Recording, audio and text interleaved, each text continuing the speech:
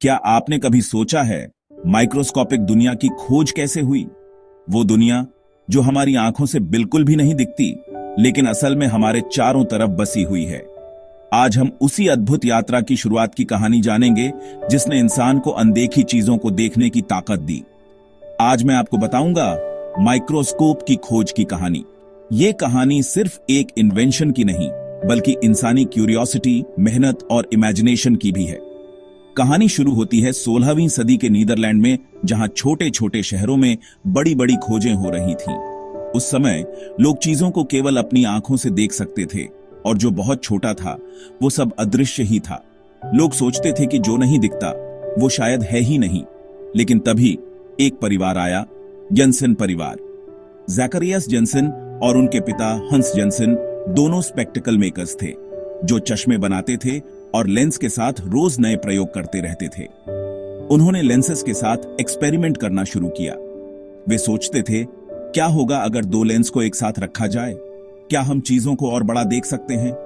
दो convex lenses को एक ट्यूब में डालकर उन्होंने पहली बार एक सिंपल कंपाउंड माइक्रोस्कोप बनाया।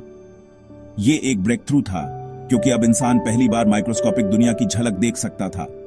इससे छोटे छोटे ऑब्जेक्ट्स जैसे कि कीड़े 10 गुना या उससे भी ज्यादा बड़े दिखने लगे। बच्चों और बड़ों दोनों के लिए यह किसी जादू से कम नहीं था। लेकिन कहानी यहीं खत्म नहीं होती। जॉनसन परिवार की खोज ने एक नई दौड़ शुरू कर दी, और भी बेहतर माइक्रोस्कोप बनाने की। अगले कुछ सालों में कई और वैज्ञानिकों ने इस इन्वेंशन को और बेहतर बनाया। हर कोई माइक्रोस्कोपिक दुनिया के और गहरे रहस्य जानना चाहता था। गैलीलियो गैलीलेई ने 1609 में अपनी खुद की माइक्रोस्कोप बनाई, और उन्होंने भी माइक्रोस्कोपिक ऑब्जेक्ट्स को ऑब्जर्व करना शुरू किया। उनकी माइक्रोस्कोप ने विज्ञान की दुनिया में नई पॉसिबिलिटीज खोल दी। और रॉबर्ट हुक ने 1665 में पहली बार माइक्रोस्कोप से देखा हुआ ऑब्जेक्ट, एक कॉक की ड्राइंग भी बनाई और इसे अपनी फेमस बुक माइक्रोग्राफिया में छापा। हुक की डिटेल ड्राइंग्स ने लोगों को माइक्रोस्कोपिक दुनिया की सुंदरता और कॉम्प्लेक्सिटी दिखाई। हुक ने पहली बार सेल शब्द का इस्तेमाल भी किया जब उन्होंने प्लांट सेल्स देखे। उन्होंने बताया कि हर लिविंग थिंग छोटे छोटे कंपार्टमेंट से बनी है, जिन्हें उन्होंने सेल नाम दिया। इसी दौरान एंटनी वान लीeuwenhoek, जो एक डच बिजनेसमैन थे, ने अपनी माइक्रोस्कोप बनाई।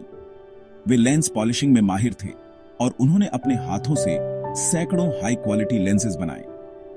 उन्होंने सिंगल लेंस का यूज किया, जिससे वो ऑब्जेक्ट्स को 200 से 300 गुना तक बड़ा देख सकते थे।